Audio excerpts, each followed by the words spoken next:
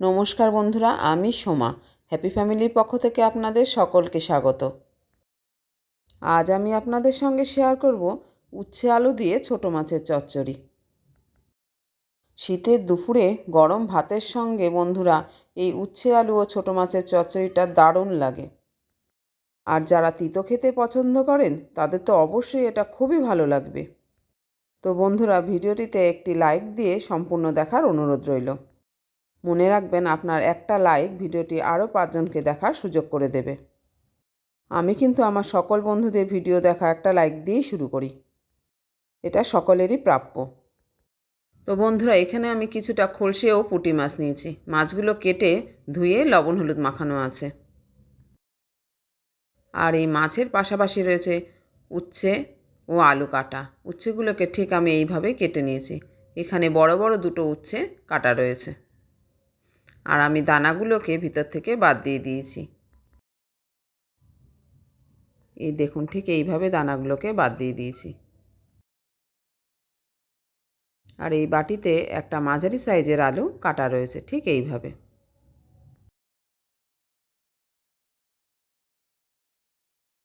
আর এই মিক্সি জারে 1.5 চা চামচ সাদা সর্ষে আর 2টো কাঁচা লঙ্কা পেস্ট করা রয়েছে। আপনারা চাইলে এখানে কালো সর্ষেও নিতে পারেন, আবার সাদা কালো সর্ষে দুটো মিক্সড করেও নিতে পারেন। তো চলুন বন্ধুরা, রান্নাটা শুরু করে দেই। দেখুন বন্ধুরা, আমি গ্যাসে এখন একটা কড়াই বসিয়ে দিয়েছি। আর এই কড়াই গরম হতেই দিয়ে দেবো সর্ষের তেল। রান্নাটা সর্ষের তেলেই ভালো লাগবে। এই যে আমি এখন পরিমাণ মতো সর্ষের তেল দিয়ে দিলাম।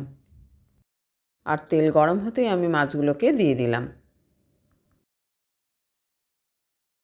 সব কটা মাছ একবারে ভাজা যাবে না, তাই আমি অর্ধেক কটা মাছ দিয়ে দিলাম।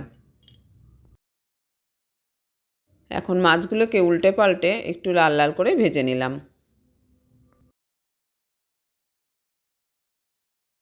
আমার এই মাছ কটা ভাজা হয়ে গেছে। এখন এগুলোকে অন্য পাত্রে তুলে নেব।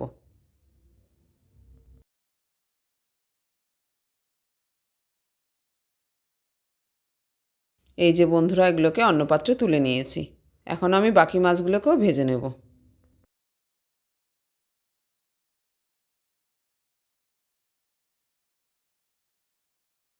বাকি মাছগুলোও ভাজা হয়ে গেছে। এখন আমি ওই পাত্রে আবার মাছগুলোকে তুলে নিলাম। এখানে আমি মাছ ভাজার কড়াইটাকে বাদ দিয়ে অন্য একটা কড়াই বসিয়ে নিয়েছি। একই কড়াইতেই করা যেত, আমি কড়াইটাকে চেঞ্জ করে নিয়েছি। কড়াই গরম হতেই আমি দিয়ে দিলাম পরিমাণ মতো সর্ষের তেল।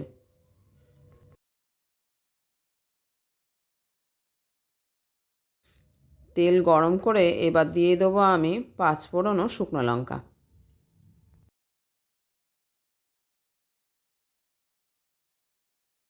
এই যে বন্ধুরা, আমি 5 ফোড়ন ও একটা শুকনো লঙ্কা ফোড়নে দিয়ে দিলাম।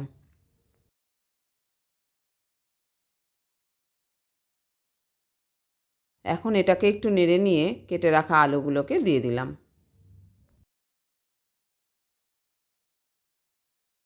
আলুগুলো দিয়ে একটু নেড়েচেড়ে নিয়ে পরিমাণ মতো লবণ ও হলুদ দিয়ে দিলাম।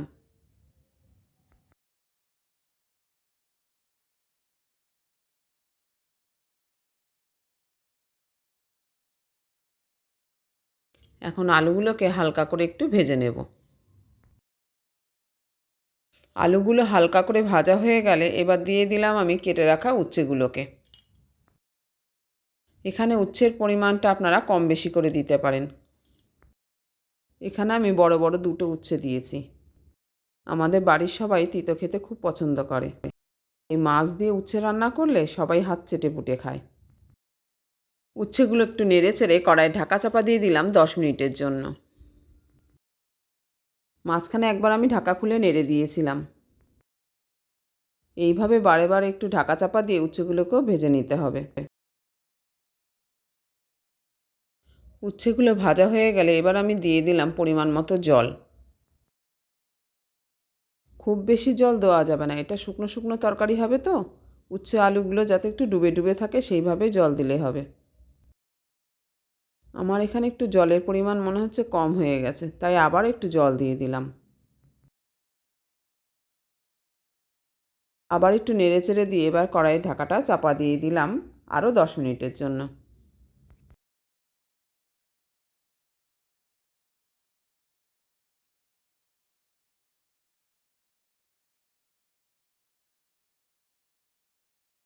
দশ মিনিট পরে কড়াইয়ের ঢাকা খুলে দিলাম। এবার একটু নেড়েচেড়ে নিয়ে উচ্ছেগুলো সেদ্ধ হয়েছে নাকি দেখে নিতে হবে। উচ্ছে সেদ্ধ না হলে আবারও ঢেকে দিতে হবে। এখানে উচ্ছেগুলো আমার সেদ্ধ হয়ে গেছে। এখন দিয়ে দিলাম ভেজে রাখা মাছগুলোকে।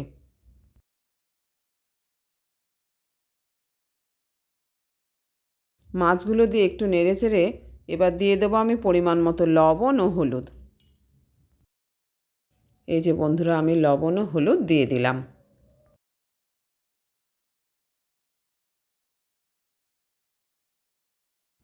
লবণ হলুদ দিয়ে আবারও একটু নেড়েচেড়ে নিয়ে এখন কড়াইয়ের ঢাকাটা বন্ধ করে দিলাম আরও 5 মিনিটের জন্য। 5 মিনিট পর কড়াইয়ের ঢাকাটা খুলে নিলাম। দেখুন ঝোলটা অনেকটাই শুকিয়ে গেছে। এখন আমি দিয়ে দিলাম আগে থেকে করে রাখা সর্ষে ও কাঁচা লঙ্কা পেস্টটিকে।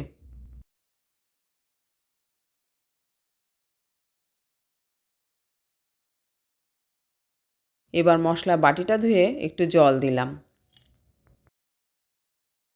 এবার একটু নেড়েচেড়ে নিলেই রেডি আমাদের আজকের ছোটো মাছ দিয়ে উচ্ছে আলুর চচ্চড়ি।